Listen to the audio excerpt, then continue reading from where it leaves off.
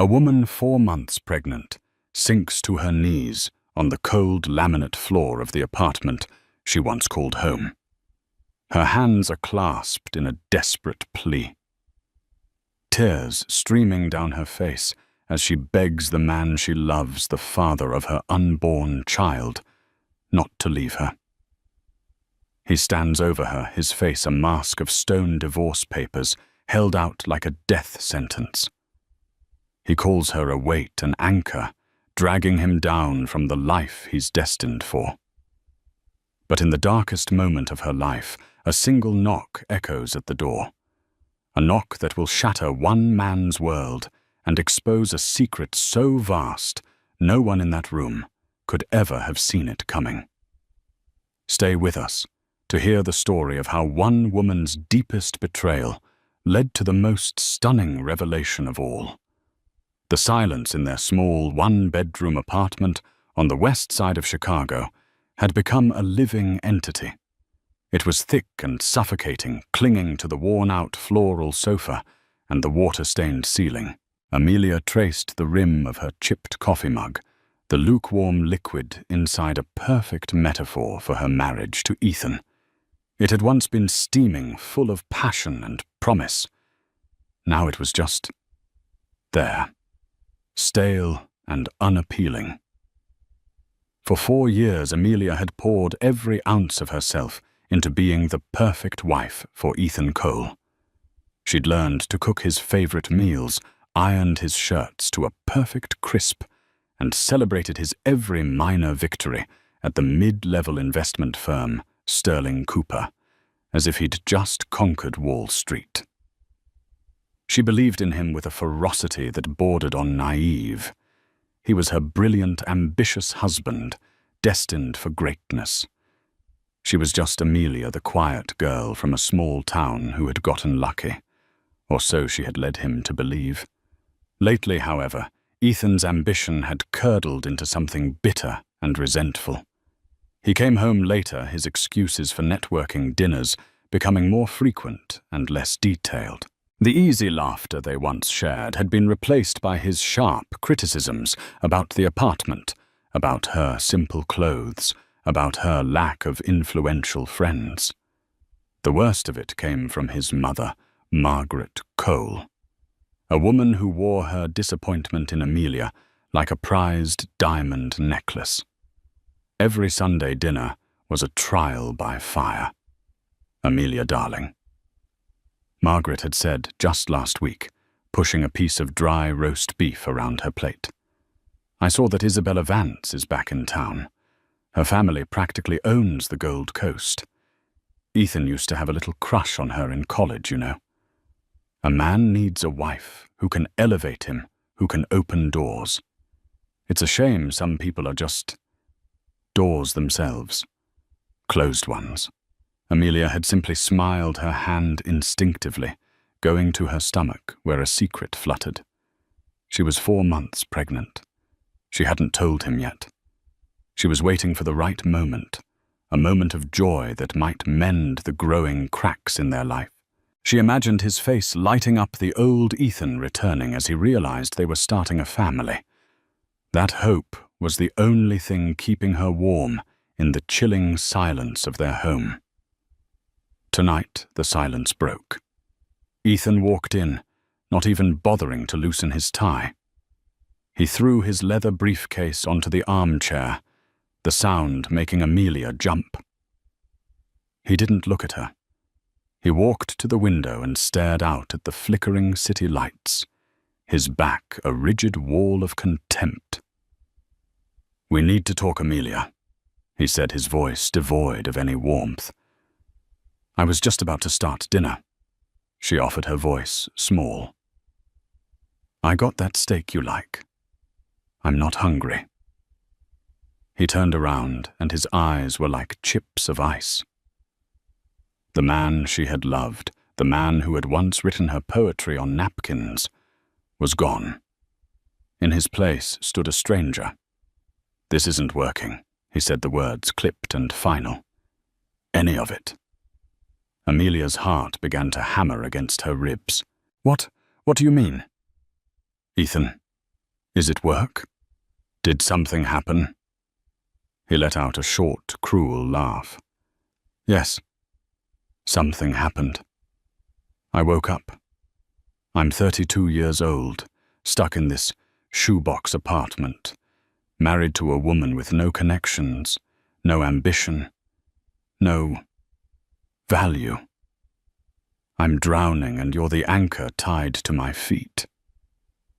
Each word was a physical blow. Amelia felt the air leave her lungs. Value. Ethan, I love you. I've supported you in everything. Support, he scoffed, striding across the small living room. Making my dinner and washing my socks isn't support, Amelia. It's housekeeping. I'm being considered for a partner track position. A real one. The kind of position that requires a certain image, a certain type of wife. He stopped in front of her, looking down at her, as if she were a piece of furniture he was about to discard. I want a divorce. The two words hung in the air, monstrous and unbelievable. The world tilted on its axis. The chipped mug slipped from her fingers, shattering on the floor and splattering coffee across the worn linoleum. But Amelia didn't notice. All she could see was the cold, resolute finality in her husband's eyes. The cracks in their porcelain life had just split wide open, and she was falling into the abyss. No, she whispered, shaking her head in disbelief. No, you can't mean that. We can fix this. There's nothing to fix, he said coldly. I've already spoken to a lawyer. The papers are drawn up. It was then, in that moment of absolute devastation, that her secret came tumbling out, not as a joyful announcement, but as a desperate, last-ditch shield. Ethan, you can't, she cried, her voice breaking. You can't.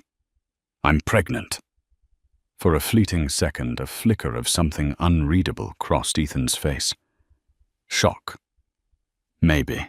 But it was extinguished as quickly as it appeared, replaced by an expression of profound irritation, as if her pregnancy was not a miracle, but a poorly timed inconvenience. You're what he asked, his voice low and dangerous. Pregnant Amelia repeated, a fresh wave of tears blurring her vision. She stood up, her hands protectively, cradling her still flat stomach. I'm 4 months along. We're going to have a baby, Ethan. A family. Doesn't that change everything? She searched his face for a sign of the man he used to be, the man who had talked about teaching their future son to play catch in Lincoln Park. Instead, she saw a calculating coldness that terrified her. He took a step back, running a hand through his perfectly styled hair. You should have told me sooner. It was an accusation, not a lament. I was waiting for the right time. I wanted it to be a happy surprise. A happy surprise. He laughed again, a sound utterly devoid of humor. Amelia. This isn't a surprise. It's a complication. A maneuver. Did you think trapping me with a child would work? The word trapping struck her like a slap. Trap you, I thought it would make you happy. This is our baby. No, he said, pointing a finger at her. It's your problem now. He turned away, pacing like a caged animal. This changes nothing. In fact, it makes it more urgent. I need to be free of this mess before my career really takes off. The cruelty was breathtaking. Amelia felt a dizzying sense of unreality. This couldn't be the same man who'd held her and whispered promises under the stars on their honeymoon in Tuscany. That man was a ghost, and this stranger wore his face. So that's it, she choked out. You're just going to abandon us. Your child. "I'll pay child support," he said dismissively, as if discussing a utility bill. "Whatever the state mandates, a clean break is better for everyone. You can go back to wherever it is you came from. Some quaint little town in the middle of nowhere, right? You'll be fine." The condescension in his voice was the final straw. The part of her that had been desperately clinging to hope finally shattered. She saw him clearly now, not as her husband, but as a man whose ambition had consumed his soul. Over the next week, the apartment became a war zone. Ethan moved into the spare room, which was barely a closet, and their interactions were clipped and hostile. He spoke to her only to demand when she would be signing the papers he'd had couriered over. They offered a pittance, a one-time payment of $10,000 to help her get back on her feet. It was an insult, a clear message of how little he valued their 4 years together. Amelia's only solace was her daily phone call with her best friend, Clara, a sharp-witted nurse who had never trusted Ethan. "He's a snake," Amy Clara said, her voice laced with fury. "A social climbing viper. $10,000. After you put him through the last 2 years of his MBA program, working that awful waitressing job. He's garbage." "But what do I do, Clara?" Amelia sobbed into the phone. "I have nothing. He was my whole life." "No, he wasn't. He was a chapter. A terrible, poorly written chapter. You are so much more than his wife. You need to fight him. Get a lawyer." But Amelia couldn't. The thought of fighting of the ugliness of a legal battle while carrying their child felt insurmountable. She was exhausted, heartbroken, and terrified. All she wanted was for this nightmare to be over, for the old Ethan to walk through the door and tell her it was all a horrible mistake. The final devastating blow came on a rainy Tuesday. Amelia had been feeling sick all morning and was lying on the sofa when Ethan came home in the middle of the afternoon. He wasn't alone. With him was Isabella Vance. She was everything Amelia wasn't. Tall, impossibly chic in a Burberry trench coat, with blonde hair, styled in a way that screamed money. Her smile was polished and predatory as she surveyed the shabby apartment with open disdain. "Ethan, darling, this is charmingly rustic," Isabella said, her voice dripping with condescension. Ethan didn't even look at Amelia. "It's a temporary setback. Isabella is helping me look at condos on the Gold Coast." Amelia pushed herself up, her heart a leaden weight in her chest. "What is she doing here?"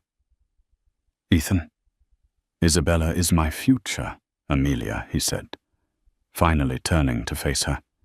His arm was now wrapped possessively around Isabella's waist. "She understands my world. She's part of it. Her father, a managing partner at Vance Capital, is very interested in my career trajectory." Isabella looked at Amelia's slightly rounding stomach with a look of pure disgust. "I heard about your situation," she said, as if Amelia had a contagious disease. "Ethan has been so stressed. It's terribly unfair of you to burden him like this at such a pivotal moment in his life." The audacity of the woman, standing in her home beside her husband, lecturing her on fairness. A hot, unfamiliar anger began to burn through Amelia's grief. "You need to leave, Amelia," said her voice trembling but firm. Isabella just laughed. "Oh, I think it's you who'll be leaving, dear. Now be a good girl and sign the papers. Ethan and I have dinner reservations at Alinea."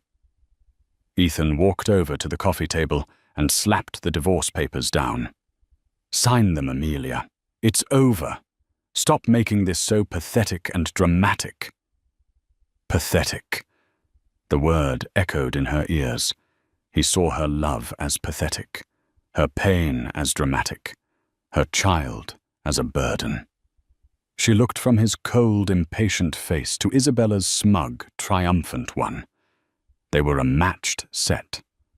Two predators who had just cornered their prey. And in that moment, Amelia knew that begging wouldn't work. Pleading was useless. The man she had married was truly gone, and in his place was a monster. The rain outside lashed against the windows, a furious, weeping sky that mirrored the storm inside Amelia's heart. Isabella and Ethan stood there, an unholy alliance of privilege and cruelty waiting for her surrender. The sight of them together in her home, discussing their future while systematically dismantling hers, was a unique form of torture. Just sign it. Amelia. Ethan repeated his voice, tight with annoyance. He tapped his expensive watch. We're going to be late. Amelia's gaze fell to the papers on the table. Dissolution of marriage. Ethan Cole and Amelia Cole. The words were so clinical, so sterile, for something that felt like an amputation of the soul. Beside it lay a pen, sleek and silver, an instrument of execution. She sank to her knees. It wasn't a calculated move. It was a complete collapse of her spirit. Her legs simply gave out, unable to support the weight of her grief and despair. The worn carpet scratched against her knees. She looked up at Ethan, her vision swimming with tears, the last vestiges of her pride crumbling away. Please, she whispered, the sound raw and broken. Please, Ethan, don't do this. Think about the baby. Our baby. How can you look at me, at our life together, and just throw it away for her? Her head gestured weakly toward Isabella, who was now examining her manicure with an air of supreme boredom. Ethan's face hardened into a mask of disgust. Get up, Amelia. You're embarrassing yourself. I don't care about embarrassing myself, she cried, her voice rising with hysteria. I care about my family. The one you're destroying. I gave up everything for you, for us. And what was that exactly? Isabella interjected, her voice like ice chips. This dreary little apartment. A future of clipping coupons. Ethan is destined for more. He needs a partner, not a charity case. The venom in Isabella's words was potent, but it was Ethan's silence, his tacit agreement, that wounded Amelia most deeply. He didn't defend her. He didn't defend their history. He just stood there, letting this other woman eviscerate the life they had built. Margaret is coming over as well, Ethan added, as if dropping another bomb would somehow expedite the process. She's bringing a notary. We are finishing this tonight. His mother. Of course. The architect of so much of her misery would be present for the final demolition. A family affair. Amelia's pleas died in her throat. She could see it was useless. They weren't just ending a marriage. They were performing an exorcism, purging the inconvenient, simple girl from their glittering, ambitious lives. She was at her lowest point, on her knees, pregnant alone and being treated as less than human. A profound and chilling emptiness settled over her. This was rock bottom. It was cold and dark, and there was nowhere else to fall. A key turned in the lock, and Margaret Cole swept in, shaking a ridiculously expensive-looking umbrella onto the welcome mat. She was followed by a nervous-looking man in a rumpled suit clutching a briefcase. The notary. Well, well. Margaret said, her eyes taking in the scene with theatrical satisfaction. Amelia on the floor. Ethan and Isabella standing over her like victors. It seems we're at the finale. Amelia, for heaven's sake, get off the floor. You're making a scene. Amelia didn't move. She couldn't. She was paralyzed by the sheer consolidated cruelty of the three people in front of her. "Let's get this over with," Ethan said impatiently, picking up the pen and holding it out to Amelia. "Sign. Now." The notary cleared his throat. "Ma'am, you'll need to sign on the designated line. I can witness—" Amelia stared at the pen. It was the same one she'd given Ethan for their second anniversary. An elegant Waterman pen. He'd said he would use it to sign the most important deals of his life. And here it was. Something inside her, a tiny flickering ember that had been all but extinguished, suddenly glowed with a spark of defiance. It wasn't a roaring flame of anger yet, but a quiet, firm refusal to be utterly annihilated. She had begged. She had pleaded. She had offered her heart, and they had stomped on it with designer shoes. She would not, she decided, give them the satisfaction of signing her own execution order while they watched. Slowly, shakily, she pushed herself to her feet. Her hands were still trembling, but her gaze was steady as she looked at Ethan. "No," she said. The word was quiet, but it resonated in the silent room with the force of a shout. Ethan's jaw tightened. "What did you say I said no? I will not sign these papers tonight. Not like this." Margaret scoffed. "Oh, don't be ridiculous, child. What difference will a day make? You're just delaying the inevitable." Maybe Amelia said, her voice gaining a sliver of strength she didn't know she possessed. "But I will not be bullied into signing away my life by the three of you in my own home. You will all have to leave." Isabella laughed out loud. "How quaint. She's developed a spine." "A little too late, wouldn't you say?" "Darling," she purred at Ethan. "This is still my name on the lease," Amelia Ethan threatened, taking a menacing step closer. "My home. You will sign, or I swear I will make your life a living hell. You will walk away with nothing but the clothes on your back." The threat hung in the air. The notary shuffled his feet nervously. Margaret looked on with a smug smile, confident in her son's power. Amelia felt the terror coiling in her gut again. He could do it. He would. He had no conscience left. She was trapped, utterly and completely trapped.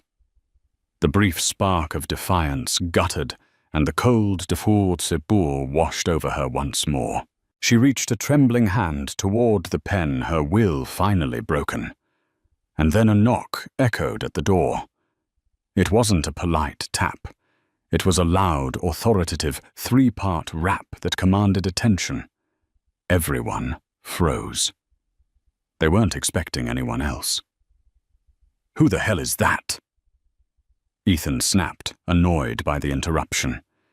He stomped over to the door and yanked it open. Standing in the hallway was a man who seemed to take up all the available space.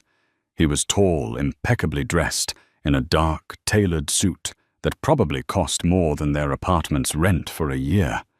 He had a shock of silver hair, a face carved from granite, and eyes the color of a stormy sea. He radiated an aura of immense power and zero tolerance for nonsense.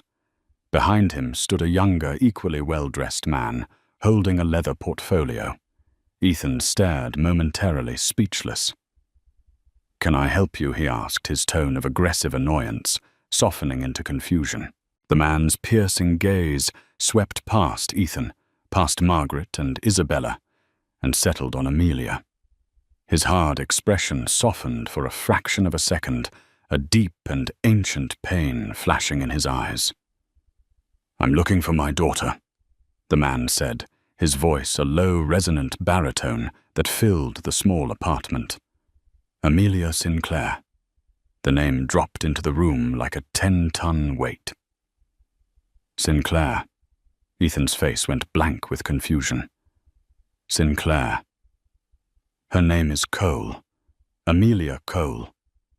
He glanced back at Amelia as if she could explain the presence of this imposing stranger. Margaret's brow furrowed. The name Sinclair tickled a part of her brain associated with Forbes magazine covers and the financial news network that droned on in the background at her country club. She couldn't quite place it, but it felt significant. Isabella Vance, however, went rigid. Her face, moments ago so smug and condescending, paled to the color of chalk. Her eyes widened in dawning horror. She knew exactly who this man was. Everyone in her world knew. The man ignored Ethan completely. His gaze locked on Amelia. "Are you all right, sweetheart?" he asked, the gravelly voice, now softened with a paternal concern that was so foreign in that room it felt like a different language. Amelia could only nod, tears welling up in her eyes again, but this time they were tears of relief. A dam of unspoken history, of pride and pain and estrangement was breaking inside her. "Dad." She whispered the word, barely audible. The collective gasp in the room was sharp and audible. Ethan whipped his head back and forth between the Titan in the doorway and his weeping, pregnant wife. "Dad, what is he talking about?" "Your father is a retired schoolteacher from Ohio. You told me he died 2 years ago. I lied," Amelia said, her voice shaking but clear. "I lied because I was ashamed. Not of him, of myself. We were estranged. I didn't want his name, his money, or his influence to be a part of our life. I wanted you to love me, Ethan. Just me." The man in the doorway finally turned his cold, analytical gaze upon Ethan. It was like being pinned by an entomologist studying a particularly repulsive insect. "So you're Ethan Cole," he said. It wasn't a question. It was a verdict. The mid-level analyst who thinks he's a kingmaker.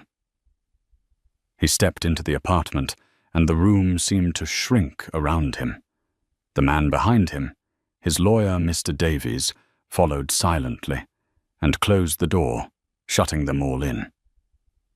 You're Arthur Sinclair." Isabella stammered, her voice a squeak. "Of Sinclair Global." Margaret Cole's jaw dropped. Now she remembered. Arthur Sinclair, the legendary reclusive billionaire, a ruthless titan of industry who had built a global empire from nothing. He was spoken of in hushed, reverent tones. His net worth was a figure with at least 10 zeros. He didn't just own companies, he owned entire sectors of the economy. Her son, her ambitious partner-track son, had been married to the daughter of Arthur Sinclair for 4 years, and had been in the process of divorcing her for a paltry $10,000. The sheer catastrophic stupidity of it was so immense, Margaret felt suddenly faint. She stumbled back and sank onto the arm of the sofa. Ethan looked as if he'd been struck by lightning. His face was a grotesque tableau of shock disbelief and a rapidly dawning, sickening realization of the magnitude of his mistake. He looked at Amelia, really looked at her for the first time in months. Not as his simple, burdensome wife, but as the hidden heiress to a fortune beyond his wildest dreams. The woman he had just called a weight and an anchor. Arthur Sinclair's eyes swept over the cramped apartment, taking in the worn furniture, the shattered mug on the floor, and the divorce papers on the coffee table. His expression grew darker with every detail. "It seems I've arrived at an opportune moment," he said, his voice dangerously calm. He walked over to the coffee table and picked up the papers. He scanned the settlement page, his lip curling in utter contempt. $10,000, he said, the words dripping with ice. You're divorcing my pregnant daughter, and you value her, and by extension, my grandchild, at $10,000. He tore the papers in half, then in quarters, the sound of ripping paper like gunshots in the silent room. He let the pieces flutter to the floor, like confetti at a funeral. The divorce is off the table, he announced. Or more accurately, we will be proceeding with a divorce, but on our terms. Mr. Davies. The lawyer stepped forward and opened his leather portfolio. Mr. Cole. He began, his tone crisp and professional pursuant to Illinois state law, given the duration of the marriage and the circumstances you have manufactured. Mrs. Cole, or rather Ms. Sinclair, is entitled to 50% of all marital assets. Furthermore, given the emotional distress and the bad faith you have exhibited, we will be petitioning for significantly more. Ethan finally found his voice, a strangled, desperate sound. Wait, Amelia. Honey, this is all a misunderstanding. I was stressed. I didn't mean any of it. He rushed to Amelia's side, trying to take her hand, but she flinched away from him as if his touch were poison. Don't you dare touch her, Arthur. Sinclair snarled, taking a protective step in front of Amelia. His powerful presence was a shield she had forgotten she had. Mr. Sinclair. Sir. Ethan babbled, turning his attention to the man who held his entire world in his hands. I love your daughter. I really do. I made a terrible mistake. We can work this out. I can make her happy. Arthur Sinclair looked at Ethan with an expression of such profound loathing, it seemed to suck the warmth from the room. You had 4 years to make her happy, he said quietly. Instead, you broke her heart. You stood by while your mother and this socialite. He gestured dismissively at Isabella. Humiliated her in her own home. You valued her at less than the price of the car I bought my driver last Christmas. Your window for working this out closed the moment you brought another woman into this house. Your chance at being a part of this family, of knowing my grandchild, just went up in smoke. He then turned his piercing gaze to Isabella Vance. And you. Miss Vance, your father's company, Vance Capital, has been trying to secure a meeting with my acquisitions team for 6 months. Is that correct? Isabella turned white. I don't handle that side of the business. No, you don't, Arthur agreed. You just reap the benefits. Consider that meeting and any future possibility of a capital infusion from Sinclair Global permanently cancelled.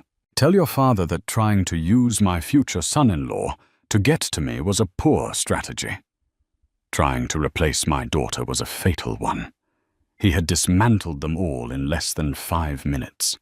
Their ambitions, their schemes, their entire sense of self-worth lay in tatters at his feet, along with the shredded divorce papers. Ethan's face was a mess of sweat and desperation. Please, sir. Amelia, tell him.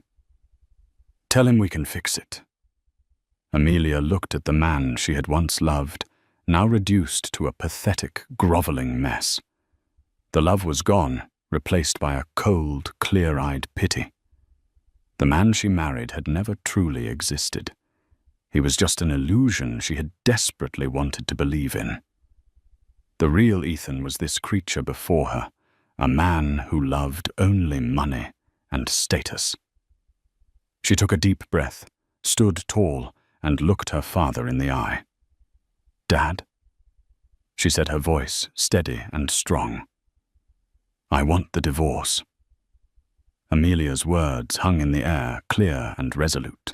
The declaration coming from the woman who had been on her knees begging just 10 minutes earlier was the final definitive shift in the room's power dynamic. It was no longer Ethan's show. It wasn't even Arthur Sinclair's. It was Amelia's. Ethan stared at her, his mouth agape. "Amelia, no. Baby, you don't mean that. You're emotional. You're pregnant. You can't make a decision like this right now." His tone was pleading, condescending, and desperate all at once. He was trying to reclaim his old role as the rational husband managing his overly emotional wife. But that woman was gone. "I have never been more certain of anything in my life," Amelia replied, her voice cold. She met his gaze without flinching. "You showed me exactly who you are, Ethan. I believe you." Arthur Sinclair placed a gentle, reassuring hand on his daughter's shoulder. "The decision is hers," he said, his voice a low rumble of finality directed at Ethan, "and my organization will provide the means to execute it. Mr. Davies, perhaps you could enlighten Mr. Cole on what his immediate future looks like." Mr. Davies, who had been standing by with the quiet efficiency of a guillotine operator, stepped forward again. He pulled a sleek tablet from his portfolio. "Mr. Cole," he began, his tone utterly devoid of emotion. "While the marital assets within this apartment are frankly negligible, our preliminary discovery has been quite fruitful." He tapped the screen. "You were recently given a promotion to senior analyst at Sterling Cooper, correct? It came with a significant pay rise and a performance bonus you were anticipating at the end of the fiscal year." Ethan nodded dumbly, a flicker of hope in his eyes. Maybe he could argue his earning potential, use it as leverage. "Yes. I'm on the partner track. My prospects are excellent." Arthur Sinclair let out a dry, mirthless chuckle. "Prospects? Son, you don't have prospects. You have a benefactor," Mr. Davies continued seamlessly. "Sinclair Global, through one of its subsidiary holding companies, acquired a 48% controlling interest in Sterling Cooper 8 months ago. The acquisition was kept quiet for market stabilization purposes." Ethan's blood ran cold. He had no idea. No one at the firm did. "Your performance reviews over the last 3 years have been average at best." Mr. Davies went on swiping through screens of data. "Your superiors noted a lack of innovative thinking and an over-reliance on social maneuvering rather than substantive work. However, 6 months ago, a directive came down from the new board to identify and foster potential.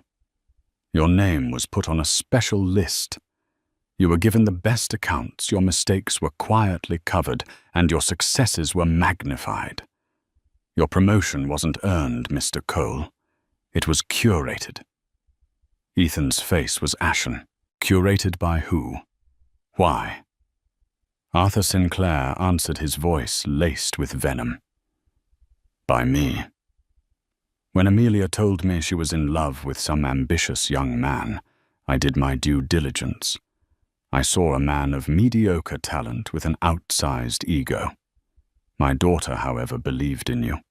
She asked me to stay away to let her live her own life, and I respected that. But I am not a fool. I don't leave my daughter's happiness to chance." He took a step closer to Ethan, his immense presence making Ethan flinch. "So I created a test. I bought your company. I paved a golden road for you, removing every obstacle. I wanted to see what kind of man you would become when you thought you were succeeding on your own merit. Would you become a grateful, loving husband to the woman who believed in you from the start? Or would you reveal yourself to be the worthless, social climbing parasite I suspected you were?" He paused, letting the weight of his words sink in. "You have answered my question most definitively. Margaret Cole made a small, strangled sound. Her son, her brilliant boy, wasn't a rising star. He was a lab rat in a billionaire's experiment. Mr. Davies delivered the coup de grace. As of 9:30 a.m. tomorrow morning, Sterling Cooper will be undergoing a corporate restructuring. Your position is being eliminated. The performance bonus is of course rescinded. And as you signed a 5-year lease on your new BMW, based on your projected income and used company credit for several non-business-related expenditures. He glanced pointedly at Isabella. I project you will be in a significant amount of personal debt within 60 days. Ethan staggered backward, physically reeling from the information. His job, his car, his future, all of it was an illusion. A house of cards built by the man he had just tried to swindle, and that man was now blowing it all down. He turned his wild, desperate eyes back to Amelia. Amelia, you knew? Was this all some kind of sick game to you? No, Amelia said, shaking her head. The genuine pain in her voice cut through the tension. I had no idea about any of this. I thought your success was real, and I was so proud of you. Her voice broke on the last few words, the ghost of her love, still a tender wound. That more than anything seemed to finally break Ethan. The knowledge that she had genuinely loved him, had genuinely believed in his sham success, and he had thrown it all away. Arthur Sinclair wasn't finished. He turned to the notary, who was trying to merge with the wallpaper. You can go. Your services will not be required. The man practically sprinted out of the door. Then he faced Margaret. Madam, he said, his voice dangerously low, I have transcripts of every single Sunday dinner for the past 2 years. My daughter thought she was just venting to her best friend, Clara. But Clara is a very loyal friend. She recorded it all. The insults, the condescension, the constant undermining of my daughter's worth. A good lawyer could frame that as a campaign of intentional infliction of emotional distress. Margaret's carefully constructed composure shattered. She stared at him, speechless with terror. Get out of my daughter's home, Arthur commanded. Margaret didn't need to be told twice. She grabbed her purse and scrambled out, not even sparing a glance for her imploding son. Now only 4 remained. Arthur, Amelia, Mr. Davies, and the wreckage of Ethan and Isabella. As for you, Mr. Cole, Arthur said, you will pack a bag with your personal effects. Facts. You will be staying at a hotel tonight. My driver will take you. You will not contact Amelia again, except through her attorney, Mr. Davies. Is that understood? Ethan could only nod, a broken man. He stumbled toward the bedroom like a zombie, his grand ambitions reduced to ash. Finally, Arthur Sinclair looked at Isabella Vance, who was frozen in place, a statue of horrified privilege. You're still here, he stated flatly. Isabella flinched and practically scurried to the door, fumbling with the knob before disappearing into the hallway. Her hurried footsteps echoing her retreat from a world she was no longer welcome in. The storm had passed.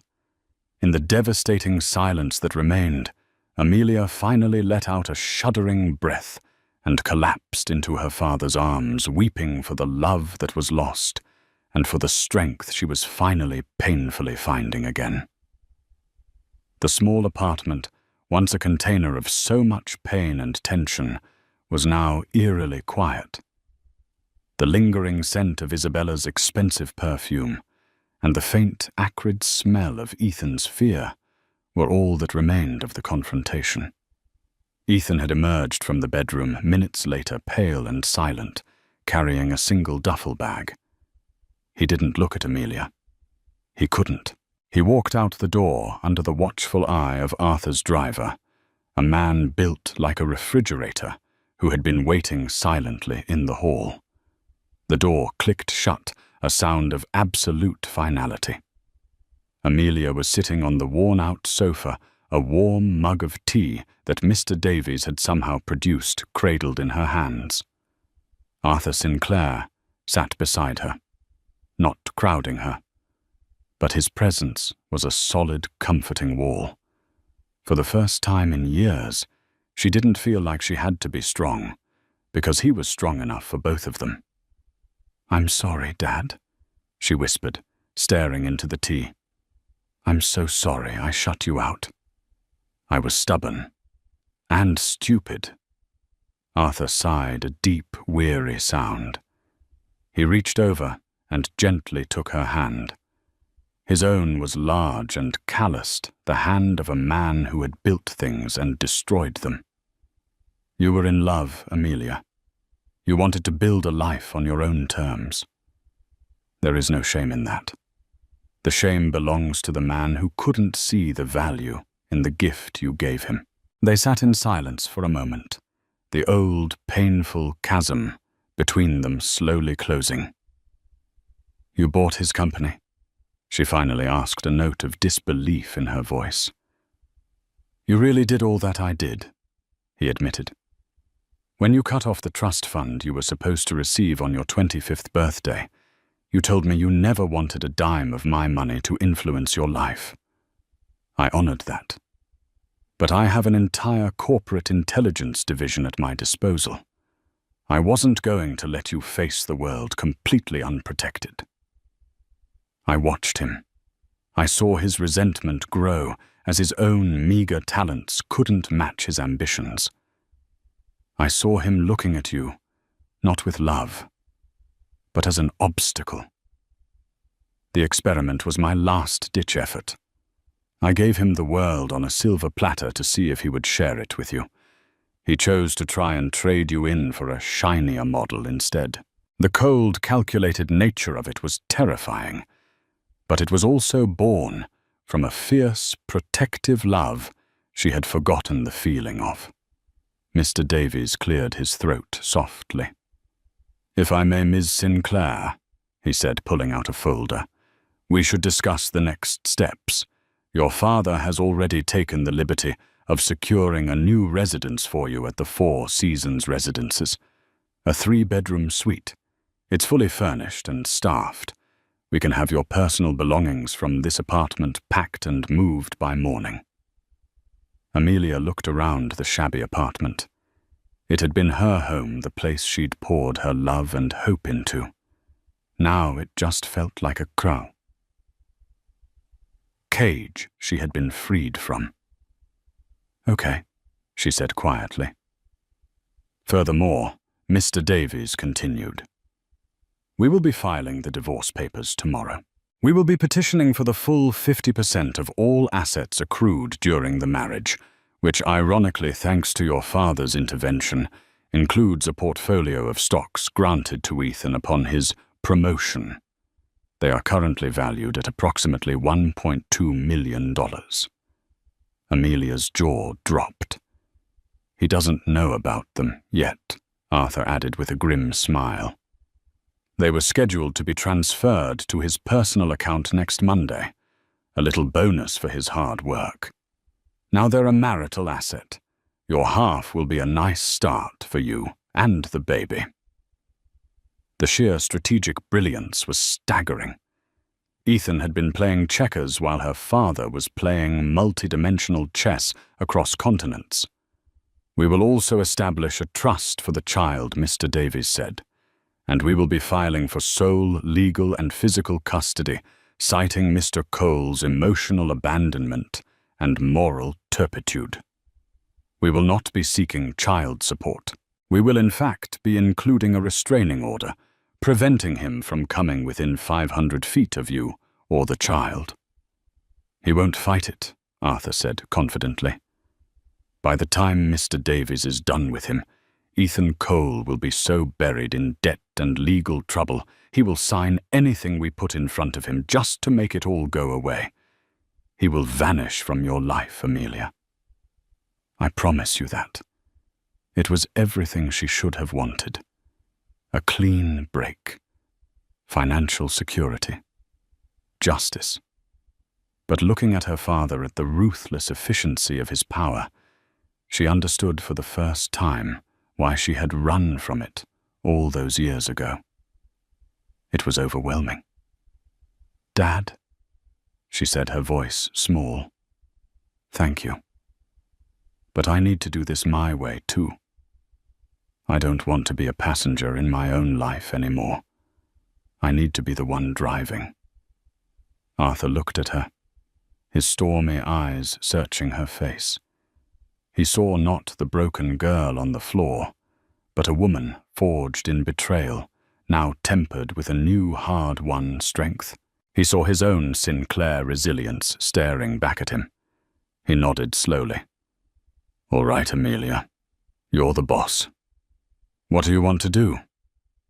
"I want that half of the stock portfolio," she said, a new firmness in her voice. "Not because I want the money, but because he worked for it, thinking it was his ticket away from me. There's a poetry in that. I want sole custody, and I want the restraining order. But I want to write him a letter. One final letter. And I want Mr. Davies to deliver it when he signs the final papers." Mr. Davies raised an eyebrow. "A letter, Ms. Sinclair?" "Yes," she said. "Some things can't be said by lawyers. Some things you have to say for yourself." Arthur Sinclair looked at his daughter, and a rare, genuine smile touched his lips. "Whatever you want, sweetheart," he said. "Consider it done." The architect of consequences was ceding control to his creation, and she was about to design her own future. 3 months later, Amelia Sinclair stood on the balcony of her new home, looking out over the sprawling vista of Millennium Park. The city lights twinkled below like a carpet of fallen stars. A gentle breeze rustled the leaves of the potted hydrangeas that lined the terrace. It was a world away from the cramped, stifling apartment with the water-stained ceiling. Her pregnancy was more pronounced now, a gentle, swelling curve that she cradled with a sense of peaceful ownership. This child was hers, her future, her strength. The past few months had been a whirlwind of transformation. She had moved into the suite at the Four Seasons, a place of quiet luxury and impeccable service. She'd had her first meeting with the board of the charitable foundation her mother had started before she passed away, a foundation Amelia had never felt qualified to be a part of. She found to her surprise that she had ideas. Good ones. She had her father's strategic mind, tempered with a compassion that was all her own. She and her father were rebuilding their relationship piece by painful, honest piece. They had dinner twice a week. They talked about her mother. They talked about the years of silence. He was learning to be a father, not just a protector. And she was learning to accept his help without sacrificing her independence. The divorce had been finalized a week ago. As promised, Ethan had put up no fight. Mr. Davies had presented him with a mountain of his own financial malfeasance and the stark choice between a quiet, quick dissolution or a loud, protracted, and public annihilation. He chose quiet. He signed the papers in Mr. Davies's sterile downtown office. After he had signed the last page, relinquishing his parental rights and agreeing to the restraining order, Mr. Davies slid a single sealed envelope across the mahogany table. Amelia's letter. Ethan had opened it with trembling fingers. His face was gaunt, his expensive suit replaced by a cheap, ill-fitting one. He had lost weight, and his eyes were shadowed with the sleeplessness of a man haunted by his own colossal failures. The letter wasn't angry. It wasn't hateful. It was simple and direct. Ethan, I am writing this not to hurt you, but to tell you the truth. I once loved a version of you that I thought existed, a man who was kind and brilliant, and who was going to build a life with me.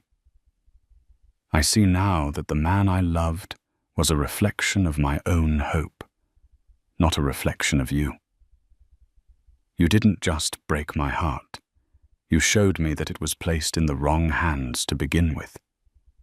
You craved a world of wealth and power, but you had no idea what to do with the real treasure you already held. You traded a diamond for a handful of glitter, and you will spend the rest of your life realizing it was just dust. I am not writing this as a victim. I am writing this as the mother of a child you will never know. A child who will be raised with love, integrity, and the understanding that a person's worth is not measured by their connections or their bank account, but by the content of their character. By that measure, you are the poorest man I have ever known. I forgive you. Not for you, but for me. I release the anger and the pain, and I am letting you go completely. I wish you nothing, because you have become nothing to me. Amelia. According to Mr. Davies, Ethan had read the letter, folded it carefully, and walked out of the office without a word. He had been rendered irrelevant, a footnote in her story. Isabella Vance had moved on her family's company, eventually absorbed by a competitor for pennies on the dollar after Sinclair Global blacklisted them. She and Ethan were just two ghosts haunting the memory of a life that never was. Amelia took a deep breath of the cool night air. She wasn't that begging broken woman on the floor anymore. The betrayal that was meant to destroy her had in fact been her salvation. It had forced her to her knees, but it had also forced her to look up to call for help, and to finally stand on her own 2 feet. Her father came out onto the balcony, holding 2 glasses of sparkling cider. He handed one to her, and they clinked them together gently. To new beginnings, Arthur said, his voice soft. To new beginnings, Amelia agreed, a genuine smile gracing her lips. She wasn't just Amelia Cole, the discarded wife. She wasn't just Amelia Sinclair, the billionaire's daughter. She was Amelia, a mother-to-be, a philanthropist, a survivor. And for the first time in a very long time, she felt completely, unshakably whole. The view from up here was breathtaking, and she knew with every fiber of her being that this was just the beginning. Amelia's story is a powerful reminder that our lowest moments do not have to define us. The betrayal that brought her to her knees was the very thing that reconnected her with her family, and most importantly, with her own incredible strength. She transformed from a woman who felt she had no value into a woman who understood her immense worth had nothing to do with money or a man. Her journey teaches us that sometimes the most painful endings are just doorways to beautiful new beginnings, and true power lies in choosing to stand up not for revenge, but for yourself and the future you deserve. Have you or someone you know ever faced a betrayal that ultimately made you stronger? What does it mean to truly know your own worth? Share your thoughts and stories in the comments below. We read every one. If this story touched your heart, please give it a thumbs up. Share it with someone who might need to hear it.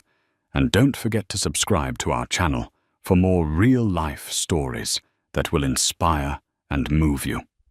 Thank you for listening.